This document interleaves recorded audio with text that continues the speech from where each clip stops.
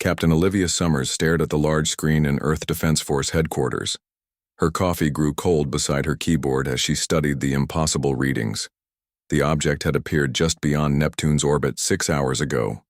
It moved, like nothing made by human hands. "How big is it exactly?" she asked, her voice steady despite the flutter of fear in her chest. Jake Wilson, the lead sensor technician, pulled up another screen of data. "Current estimates put it at roughly 1/8 the size of our moon. The computer keeps adjusting the numbers because it's having trouble with the material composition."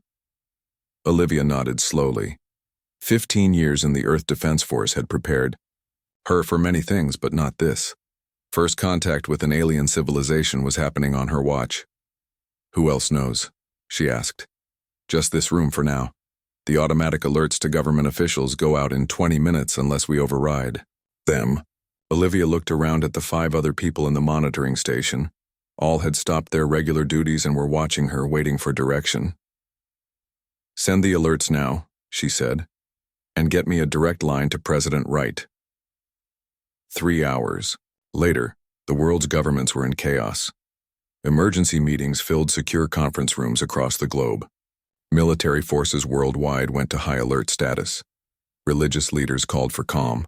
The stock markets closed to prevent panic selling. At the White House, Olivia stood behind her chair in the Situation Room, watching President Alan Wright address the hastily assembled team of experts. "Let's be clear about what we know and what we don't," the president said. "Captain Summers, please brief everyone." Olivia stepped forward. "At Aero 4:20 hours Eastern Time, our deep space monitoring systems detected an object entering the solar system at speeds that violate our understanding of physics. The object slowed and is now stationary just beyond Neptune's orbit. It is artificial and massive, approximately 1/8 the size of our moon." Dr. William Hayes raised his hand. The world's leading expert in theoretical linguistics looked uncomfortable in the formal setting. "Has it tried to communicate?" "Not yet," Olivia replied. "It's just sitting there." "They're studying us," said Commander John Miller. The tactical specialist had received 3 medals for bravery in the Middle East conflicts. Standard military protocol when entering unknown territory. They're assessing threat levels. Dr. Lisa Campbell, who had won the Nobel Prize for her work in quantum physics 2 years earlier, shook her head. "We don't know their military at all. Their technology suggests a civilization thousands of years ahead of us. They might view us like we view ants." The president raised his hand to stop the debate. "Speculation doesn't help us prepare. Dr. Hayes, I want you to gather every language expert you can find. Dr. Campbell, assemble a team to analyze their technology. Commander Miller, quietly prepare defense options, however futile they might be." He turned to Olivia. "Captain Summers, you're my direct line to whatever develops. I want updates every 30 minutes, even if nothing changes." As the meeting broke up, Olivia returned to the command center they had established below the White House. For the next 8 hours, the alien vessel remained motionless. News of its presence leaked to the public despite government efforts to control the information. Streets in major cities filled with a mix of religious groups, partygoers, and protesters. Some families fled to rural areas, while others gathered in churches, mosques, and temples. Olivia watched the social media feeds with concern. Human society teetered on the edge of panic. Then, at exactly midnight Eastern Time, every electronic communication device on Earth received the same signal simultaneously. Cell phones, computers, televisions, and radios all displayed or played the same sequence of tones and mathematical symbols. In the command center, Dr. Hayes leaned forward, his eyes wide. "It's brilliant," he whispered. "They're establishing basic mathematical principles as a foundation for communication, the universal language." Over the next 3 hours, the messages grew more complex. Dr. Hayes and his team worked frantically to respond, sending back confirmations of understanding. By dawn, they had established the basics of a shared communication system. They call themselves the Zelnarians, Dr. Hayes reported to the emergency meeting of world leaders. They claim to represent something that translates roughly as the harmonious expansion. They've requested permission to send representatives to Earth for direct talks. The room erupted in debate. Some leaders argued for caution, others for openness. Military advisors recommended preparing for possible hostilities. President Wright eventually silenced the room. We need more information before they get any closer to our planet. Captain Summers, please work with Dr. Hayes to request their intentions and more details about their civilization. The response came quickly. The Zelnarians described themselves as peaceful explorers from a coalition of species seeking cultural exchange. They offered medical and technological knowledge as gifts. They requested to establish embassies in several major Earth cities. Most world leaders were cautiously optimistic, but Olivia noticed that Commander Miller looked troubled during the briefings. Something doesn't add up, he told her privately as they got coffee. Their questions focus too much on our military capabilities, population centers, and resource distribution. That's not cultural exchange, that's intelligence gathering. Olivia shared his concerns with Dr. Kevin Peters, the newly appointed head of the Extraterrestrial Intelligence Agency. Peters promised to analyze all communications with this perspective in mind.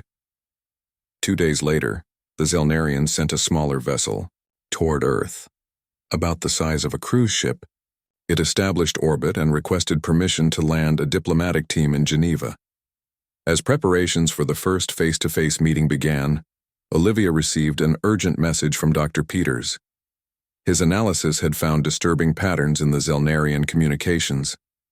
They consistently avoided questions about their own civilization's structure, avoided sharing maps of their territory, and redirected questions about their technology. Olivia brought these concerns to President Wright, who decided to proceed with the meeting but with enhanced security. Commander Nicole Barnes was assigned as military attaché to the Welcome Committee, with instructions to watch for anything suspicious. The landing site in Geneva was prepared with extensive security measures, hidden behind a welcoming facade. As Olivia watched the live feed of the Zelnarian vessel descending through clouds on a perfect Swiss morning, she couldn't shake the feeling that humanity stood at the most important crossroads in its history. She didn't know then how right she was, or that Earth's future would soon depend on humanity's most distinctive trait, the absolute refusal to surrender, even in the face of impossible odds. Admiral Kraxvoss stood before the curved viewing screen on the command deck of the Zelnarian vessel. His scaled skin reflected the blue light from Earth that filled the display. 13 previous worlds had fallen to his conquest strategy. This one would be no different. "What is your assessment of these humans?" he asked, not turning to look at Sub-Commander Virzil, who had just entered. "Primitive but unusual, Admiral," said Virzil, presenting a data tablet. "Their technology is basic. They have not yet achieved faster-than-light travel. Their weapons would be useless against our shields." The Admiral nodded. "Standard findings." "And their civilization structure?" "Fractured. Multiple governing bodies rather than a unified planetary government. This should make them easier to control through our standard divide-and-conquer approach. Resources? Abundant. Water, minerals, biological diversity. All ideal for our needs." Virzil hesitated before continuing. "But there is something concerning in their psychological profile, Admiral." This made Kraxvoss turn. "Explain." "Their entertainment media demonstrates an unusual preoccupation with resistance against overwhelming odds. They create fictional scenarios where their kind triumph against clearly superior forces through what they call determination and sacrifice. It defies rational behavior models." The Admiral dismissed this with a wave of his four-fingered hand. "Fiction is meaningless. Reality will break them like all the others. Proceed with the diplomatic mission as planned. I want boots on the ground within their Geneva location today." Back on Earth, Commander Nicole Barnes watched the Zelnarian landing craft descend to the prepared site outside Geneva. Through her binoculars, she studied the smooth oval ship as its landing gear extended. Something about the design troubled her military instincts. The diplomatic team beside her stirred with excitement. Earth's representatives included diplomats from 12 major nations, scientists eager to learn about alien technology, and cultural experts ready to establish friendly relations. As the ship's door opened and the ramp extended, Nicole adjusted her earpiece. "This is Barnes. The ship's exterior panel shifted during landing. There are concealed ports along the lower hull that match weapons placement patterns on our own aircraft. Please advise." Dr. Kevin Peters received this message in the monitoring center they had established nearby. He immediately told his team to enhance their surveillance of the landing craft. "Get me Captain Summers," he said. The first Zelnarians appeared at the top of the ramp. They stood nearly 7 feet tall, with slim bodies covered in fine scales that shimmered in the sunlight. Their faces featured 4 eyes, 2 large ones in the normal position, and 2 smaller ones higher on their foreheads.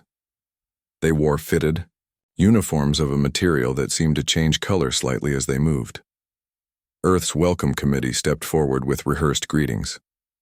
The lead Zelnarian raised its hand in what they had earlier indicated was a peaceful gesture. "We bring greetings from the harmonious expansion," the alien said through a translator device. "We are honored to walk upon your world." The formal welcomes proceeded without incident. The Zelnarians presented gifts of beautifully crafted artwork and small devices they claimed could purify water instantly. Earth's representatives offered symbolic items representing human culture, music recordings, literary works, and handicrafts from various traditions. Throughout the ceremony, Nicole Barnes maintained her guard. When the Zelnarians requested a tour of Geneva's governmental facilities, she noticed how their questions focused on security systems, communications infrastructure, and population density. That night, as the diplomatic team celebrated at a formal dinner, Frank Morris sat alone in his small office at the Pentagon thousands of miles away. As a mid-level data analyst, he wasn't important enough to attend the historic meetings. Instead, he had been assigned to review astronomical data from before the Zelnarian arrival. Frank rubbed his tired eyes and was about to call it a night when something caught his attention. He had been comparing star charts from the past 5 years, looking for any signs that might have predicted the aliens' arrival. What he found instead was something troubling. 3 star systems within 50 light-years of Earth showed strange changes in their spectral signatures. Where planetary bodies should have registered certain expected readings, the data showed dramatic shifts over the past 3 years. In each case, planets that once showed signs of atmosphere and potential habitability now registered as barren, with unusual radiation patterns. Frank checked his findings 3 times before picking up the phone. This wasn't the kind of thing, a junior analyst reported directly, but his supervisor had gone home hours ago. He dialed the emergency contact number they had all been given when the aliens first appeared. "This is Frank Morris at Pentagon Analysis Division B. I need to speak with someone about the Zelnarian situation. I've found something in the astronomical data that can't wait until morning." Meanwhile, in Geneva, the Zelnarians had requested a private meeting with just 3 human representatives. They chose President Alan Wright, UN Secretary-General Rebecca Taylor, and surprisingly, Captain Olivia Summers, whose role they had somehow learned about despite it not being public knowledge. In a secured conference room, the lead Zelnarian, who called himself Ambassador Dexmore, presented what appeared to be a friendship agreement. "This document establishes the first stage of relations between our peoples," the ambassador explained. "It allows for the placement of small cultural exchange centers in several of your population centers." President Wright reviewed the translated document carefully. "This mentions facilities in 23 cities, Ambassador. That seems excessive for initial cultural exchange." The Zelnarians' 4 eyes blinked in sequence. "We wish to learn about the diversity of human cultures. Different centers would focus on different aspects of exchange." Secretary-General Taylor pointed to another section. "This grants your exchange personnel diplomatic immunity and the right to import sealed containers without inspection. That goes beyond standard diplomatic protocols on Earth." "It is our way," Ambassador Dexmore said smoothly. "Our cultural artifacts are sensitive to exposure. We offer technology centuries beyond yours in exchange for these simple courtesies." Captain Summers, who had remained silent, finally spoke. "What happened to the 3rd planet in the Proxima Centauri system?" The room fell silent. The Zelnarians' eyes fixed on Olivia with sudden intensity. "I don't understand your question," the ambassador said.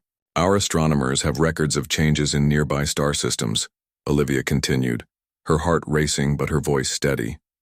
"Systems that appear to have been on your path to Earth. Systems where habitable planets suddenly became barren." "Ambassador?" Dexmore stood abruptly. "This meeting is concluded for today. We will continue discussions tomorrow when tempers are cooler and unfounded accusations are not being made." As the Zelnarian delegation left, President Wright turned to Olivia. "What was that about, Captain?" "Sir, I received urgent information just before this meeting. We need to talk privately, immediately. I believe Earth may be in grave danger." President Wright leaned forward in his chair, his face grim as he studied the images on the screen. Captain Summers stood beside him while Dr. Kevin Peters presented the evidence Frank Morris had discovered. "We've confirmed it with 3 separate observatories," Dr. Peters said.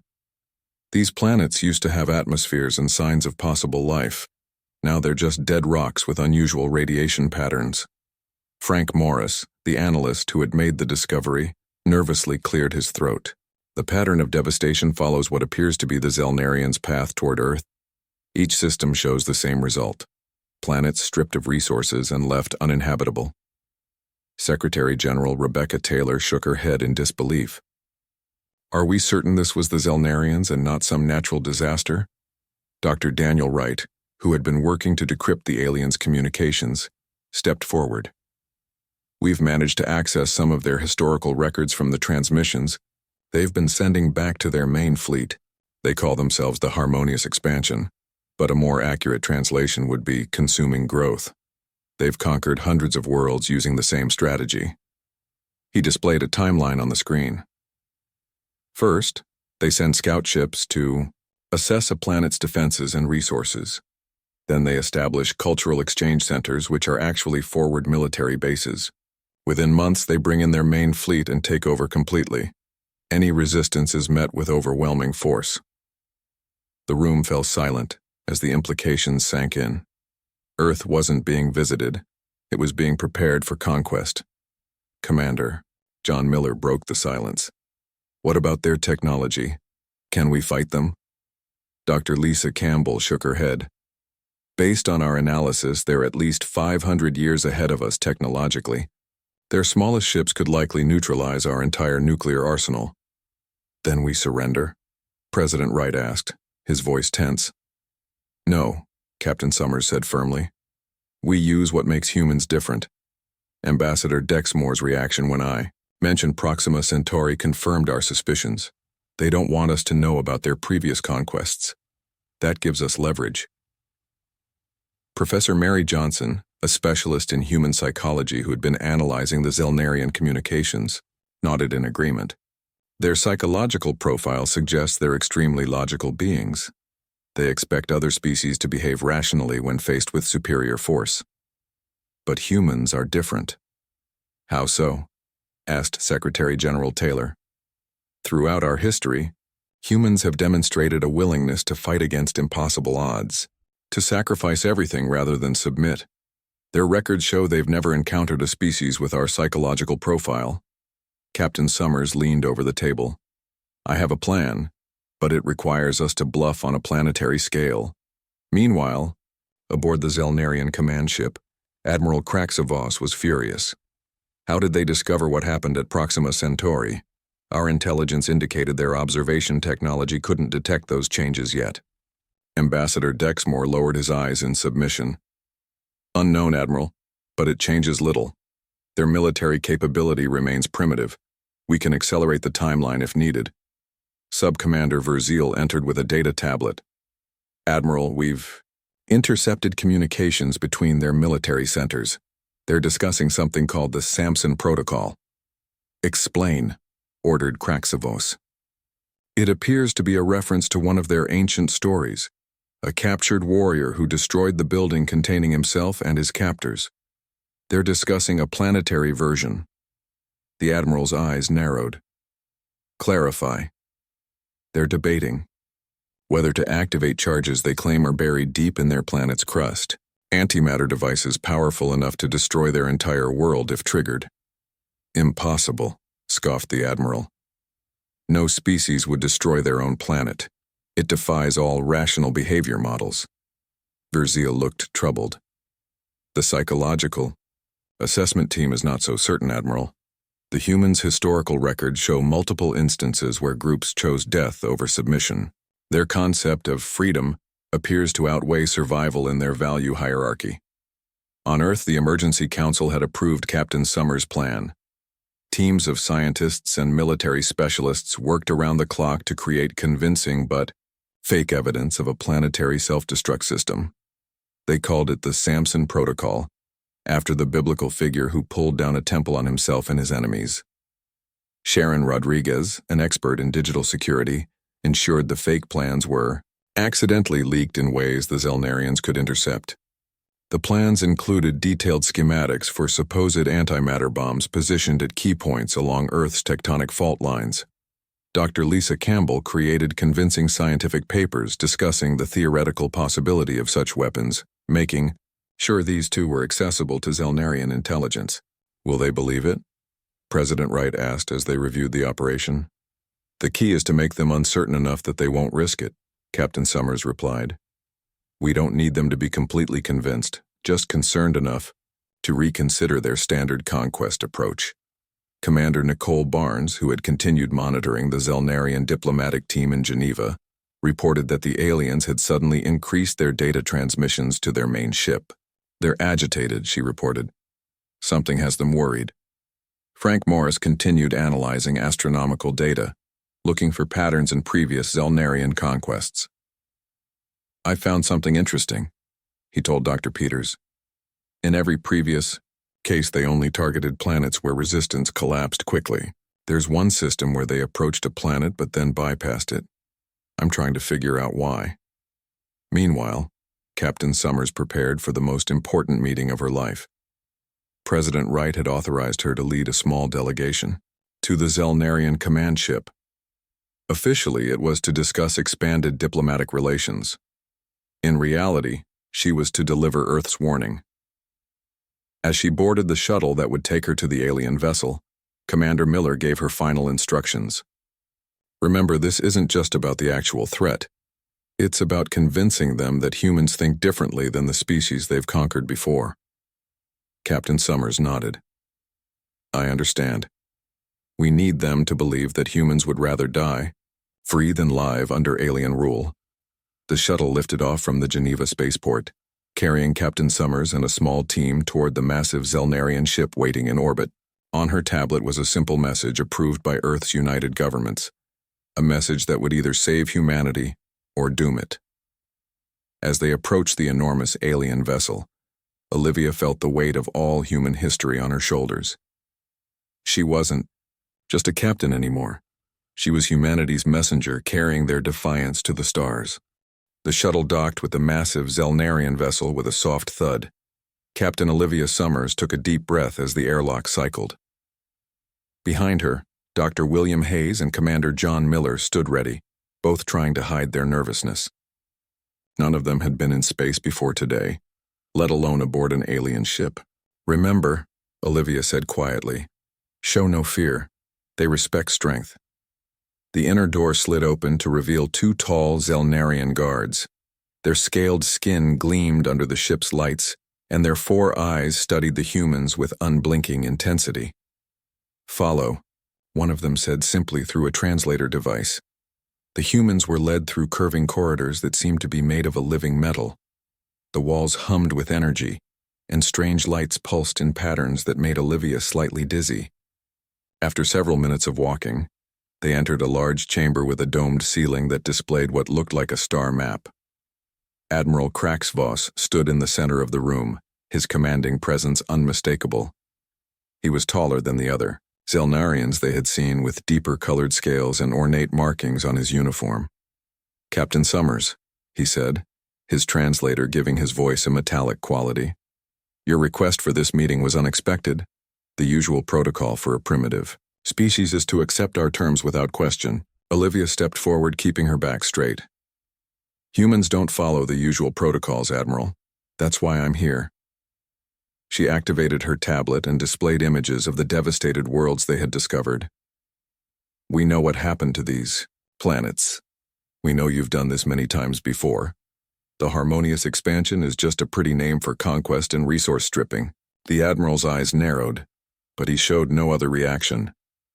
Impressive research for a species without faster-than-light travel. Yes, those worlds now serve the greater needs of our empire, as Earth soon will. That's why I'm here, Olivia said, to tell you that won't happen. For the first time, the Admiral showed surprise. Your military technology is thousands of years behind ours. Your weapons cannot harm our smallest vessels. Yet you claim you can stop us? We don't need to defeat you militarily. We simply need to make conquering us pointless. Olivia showed him the schematics for the Samson Protocol. These are antimatter bombs placed at strategic points along Earth's tectonic fault lines. If triggered, they will tear our planet apart. The resulting explosion will destroy everything of value, including your invasion fleet. Sub-Commander Verzil, who had been standing silently nearby, stepped forward. This is a bluff. No species would destroy their own world.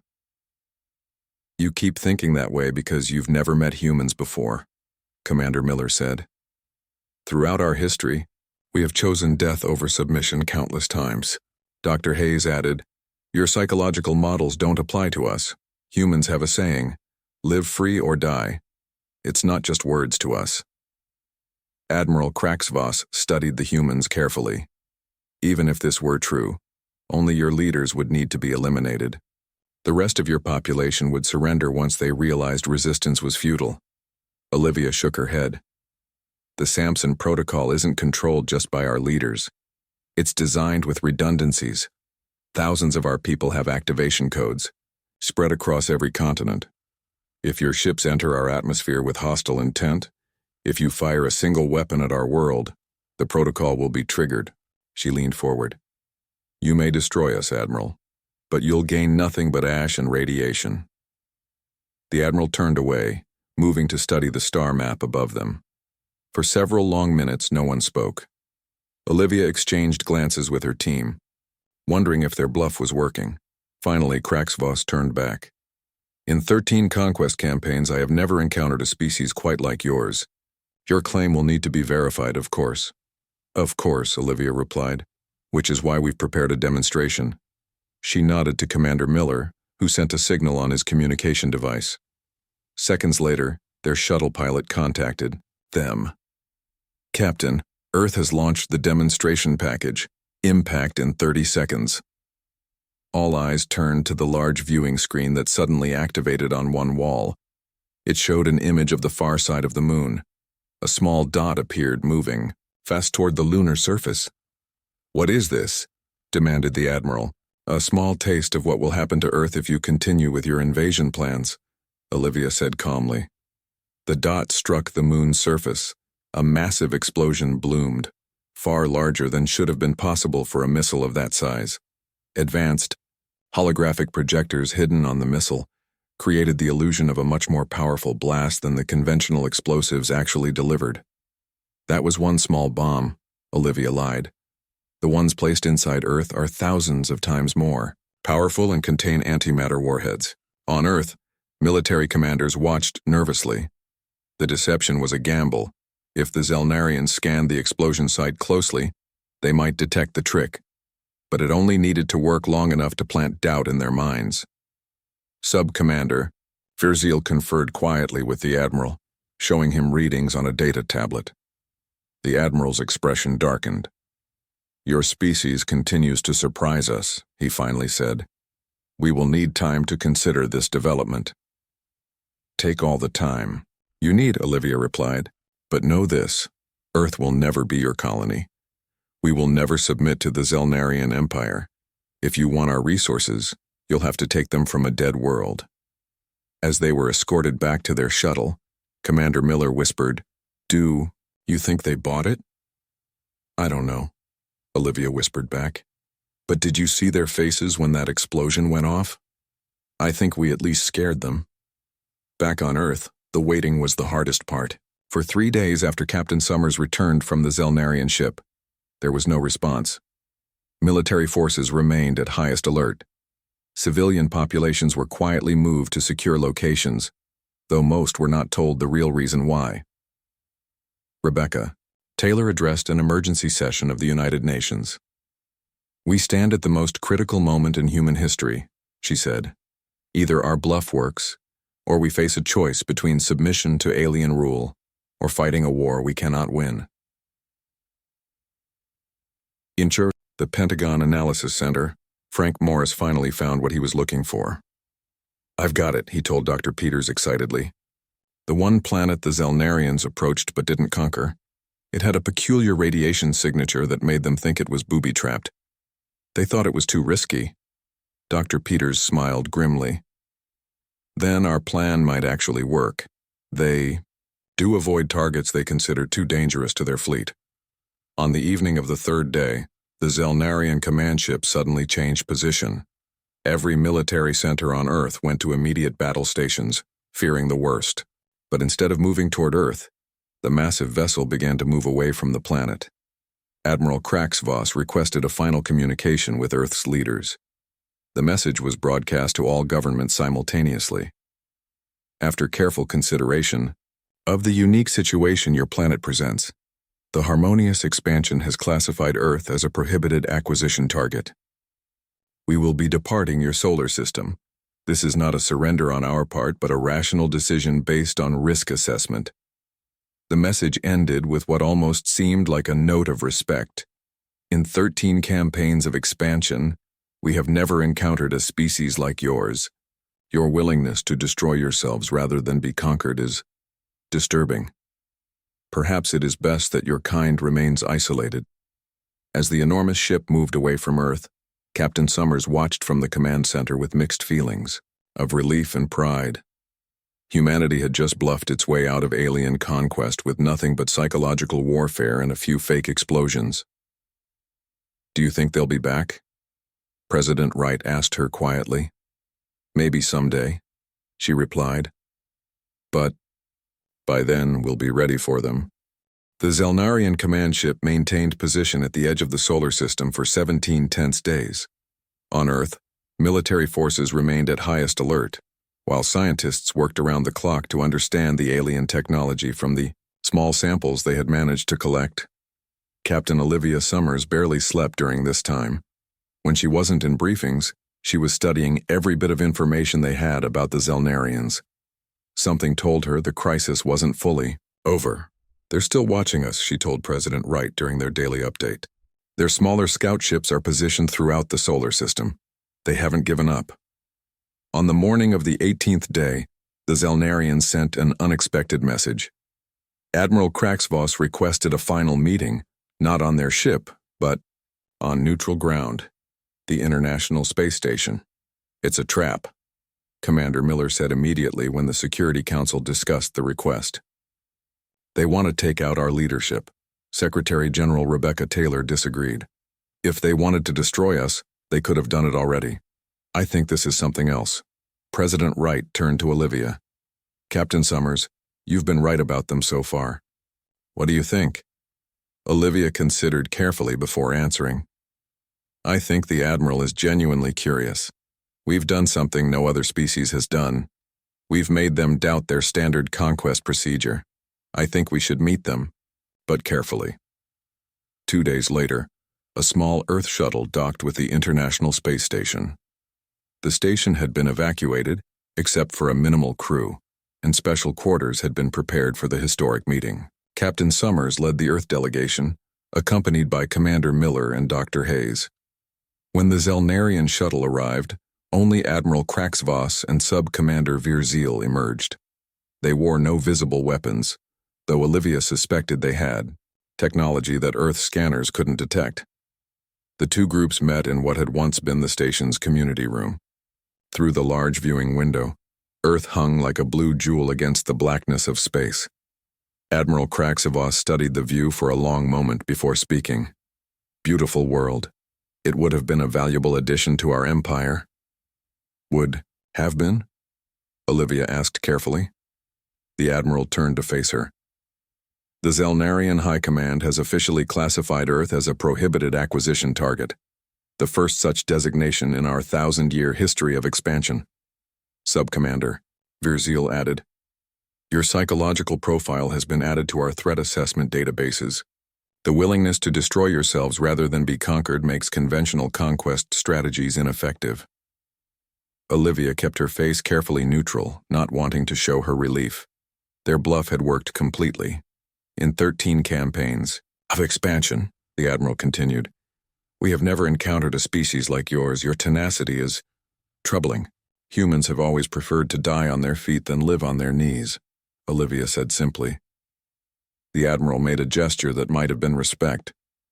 We are leaving a small communication beacon at the edge of your solar system.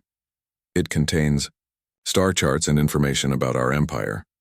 Consider it a warning to stay away from Zelnarian space when you eventually develop faster-than-light travel. And will it warn you to stay away from Earth? Commander Miller asked. It will. The Admiral's 4 eyes fixed on Olivia. Your species represents a new category in our assessment models. Not a physical threat, but a philosophical one. Ideas can be more dangerous than weapons sometimes. With that, the meeting ended. The Zelnarians returned to their shuttle and, within hours, their massive command ship disappeared from Earth's sensors, traveling faster than light back toward their empire. Earth celebrated its unexpected victory, though few people knew how close they had come to conquest or how their salvation had come from a massive bluff rather than actual weapons. 6 months later, Dr. Lisa Campbell's team made a breakthrough in decoding the remaining Zelnarian database left in the communication beacon. It contained detailed star charts marking the locations of other inhabited worlds, some already conquered, others targeted for future acquisition. Some of these worlds still have resistance movements fighting the Zelnarians, Dr. Campbell reported, to the Emergency Council. And others are scheduled for invasion within the next few years. President Wright looked troubled. But we can't do anything about it. We don't have faster-than-light travel. Not yet, said Dr. Campbell with a smile. But the Zelnarian database includes technical specifications for their drives. We're already working on prototypes. Olivia studied the star charts with growing determination. We need to warn these worlds, share what we learned about the Zelnarians' weakness. 2 years later, Captain Olivia Summers stood on the bridge of the USS Defiance, Earth's first faster-than-light vessel. Built using reverse-engineered Zelnarian technology, it was small compared to their massive ships, but it was just the beginning. All systems ready, Captain, reported Commander Nicole Barnes, who had been selected as Olivia's second-in-command. Course set for Proxima Centauri. Thank you, Commander, Olivia said. Let's go make some friends and warn them about our mutual enemy. The ship accelerated smoothly, and for the first time, humans traveled faster than light. Their mission was not conquest or exploration, but warning and alliance building. Earth had learned from its encounter with the Zelnarians and was determined to help other worlds resist. When the Defiance reached Proxima Centauri 3 weeks later, they found a world under Zelnarian control. But deep scans detected small pockets of resistance hiding in mountain regions, still fighting the invaders years after the main conquest. Olivia led the first contact team to meet with the resistance leaders. The aliens of Proxima Centauri looked nothing like humans. They had forearms and skin that changed color with their emotions. But their fight for freedom was instantly recognizable. The resistance leader, a battle-scarred veteran named Crit Val, was amazed when the human ship landed in their hidden valley. How did you avoid the Zelnarian patrols? They control the skies. We have technology similar to theirs now, Olivia explained, and we've come to help you fight them. Fight them? Critval asked in disbelief. Their empire spans thousands of systems. They can't be defeated. Olivia smiled. They already have been. On Earth. We didn't fight them with weapons, but with psychology. We made them believe that conquest would cost them more than they would gain. She shared Earth's story, explaining how humans had bluffed the mighty Zelnarian empire into retreat without firing a single shot. As she spoke, she saw hope growing in the eyes of the resistance fighters. The Zelnarians think in terms of resources and strategic value, Olivia explained. If we can make them believe that controlling your world costs more than the benefits they gain, they'll leave. For the first time in years, the Resistance had hope. With Earth's help, they began planning their own psychological warfare campaign against the Zelnarians. And on the bridge of the Defiance, Olivia studied the star charts, already planning their next mission. Earth's lone warning had started something much bigger than anyone had imagined. A galactic resistance that would ultimately halt the Empire's 1,000-year expansion, not through superior firepower, but through the simple human trait of absolute resolve, the willingness to risk everything for freedom.